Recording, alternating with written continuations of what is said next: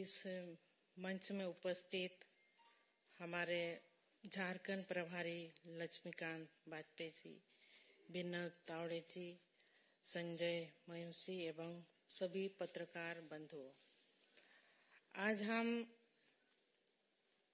झारखंड मुक्ति मोर्चा के महापरिवार को छोड़ करके यशस्वी प्रधानमंत्री नरेंद्र मोदी जी के विशाल परिवार में आज हम शामिल हो रहे हैं और जिस तरह से नरेंद्र मोदी जी का सोच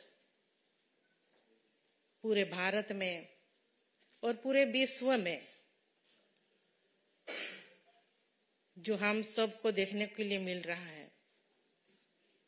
आए दिन विकास का कार्य हो रहा है और सभी टीम जेपी नड्डा जी, गृह मंत्री अमित शाह जी, देवेंद्र फडणवीस जी, दिन रात सभी मिलकर के लगे हुए हैं कि हमारे इंडिया का विकास कैसे हो। इसी दृष्टिकोण को देखते हुए हम लोग आज चुनाव के दिनों में पहुंचे हैं और पूरा इंडिया से हमें सूचना मिल रही है कि लोग जो कैंडिडेट है भारतीय जनता पार्टी के ऊपर पूरे तरह से विश्वास रखते हुए इस महापरिवार में, मोदी जी के महापरिवार में आस्था और विश्वास को देखते हुए सभी कोई इस परिवार में जुड़ रहे हैं और मैंने भी कई संघर्ष किए। झारखंड में 14 साल झारखंड मुक्ति मोर्चा पार्टी में रही। मेरे ससुर जी शिबू सोरेन जी, मेरे स्वर्गीय पति दुर्गा सोरेन जी, उनके अगुवाई में झारखंड अलग राज्य बना और उनका सपना था कि झारखंड को किस तरह से विकसित राज्य बनाया जाए। कई मेहनत किए मेरे स्वर्गीय पति ने, संगठन बनाए, जल जंगल जमीन की रक्षा करने के लिए लड़ाई लड़ी, लेकिन उनकी लड़ाई अधूरी रह गई। इस बीच में क्योंकि जब मेरे स्वर्गीय पति जिंदा थे, उनका कहना भी था कि मैं राजनीति में आऊं, एमएलए बनूं और झारखंड का नेतृत्व करूं, लेकिन उनका सपना ही रह गया और उनके सपने को पूरा करने के लिए मैं झारखंड मुक्ति मोर्चा में विधायक रही। लेकिन कहीं ना कहीं इतने साल गुजारने के बाद भी कि जिस मुकाम तक हमें पहुंचनी चाहिए थी, क्योंकि 24 साल झारखंड अलग राज्य बन के हुआ और अलग राज्य की लड़ाई में कई लोगों ने अपनी कुर्बानी दी थी।